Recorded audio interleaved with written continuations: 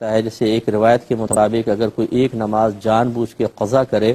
تو جو نبی کریم نے لفظ استعمال کیا اگر اس کی تشریح کی جائے تو 2,88,00,000 برس تقریباً جہنم میں جلنا پڑے گا ایک نماز کے بدلے میں۔ اب آپ اندازہ کریں کہ یہ ایک نماز کا ہے، جو روزانہ نماز قضا کرے اور صرف 5 منٹ کی مشقت کو نظر انداز کر کے شیطان کی بات مانتے ہوئے کہ اللہ تعالیٰ کا منادی تو کہہ رہا ہوتا ہے حی علی الصلاح حی علی الفلاح، آؤ بھلائی کی طرف، آؤ نماز کی طرف، حی علی الصلاح آؤ نماز کی طرف، حی علی الفلاح آؤ بھلائی کی طرف، اور فجر میں کہہ رہا ہوتا ہے الصلاۃ خیر من النوم، نماز نیند سے بہتر ہے، لیکن ہم نہ بھلائی کی طرف آتے ہیں نہ نماز کی طرف آتے ہیں، اس سے بھاگتے ہیں، اور صبح کے ٹائم میں نیند کو نماز سے بہتر سمجھتے ہوئے شیطان کی اطاعت کرتے ہوئے رکتے ہیں۔ یہ وقتی آرام نے کتنا نفع دیا آپ سوچئے، اور اس کے بدلے میں اگر 2,88,00,000 برس ایک نماز کے بدلے میں جہنم میں انسان جلے، وہ کس قدر بڑا عذاب ہوگا۔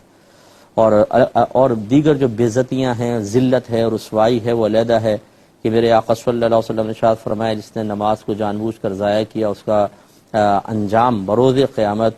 فرعون، حامان اور ابی بن خلف کے ساتھ ہوگا۔ فرعون نے خدائی کا دعویٰ کیا، حامان اس کو ایمان کی طرف آنے سے روکتا رہا، اس کا وزیر تھا، اور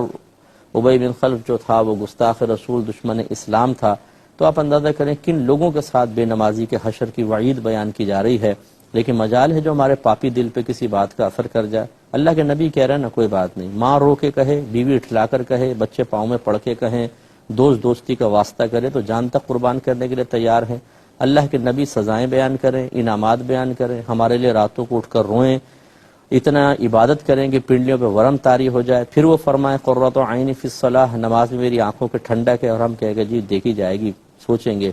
یہ ہماری ماشاءاللہ عشق رسول کی معراج ہے جی، غلامی رسول میں موت بھی قبول ہے۔ نعرے تو ایسے لگائیں گے کہ جیسے پتہ نہیں اس سے بڑا تو کوئی عاشق رسول 1500 سال میں پیدا ہی نہیں ہوا، اور اس عاشق رسول کو جب نماز پڑھنے کی باری آتی ہے، نبی کریم کی آنکھوں کی ٹھنڈک پوری کرنے کی باری آتی ہے تو وہ سائیڈ میں بیٹھا ہوتا۔ بڑا زبردست عشق رسول ہے بھائی جان۔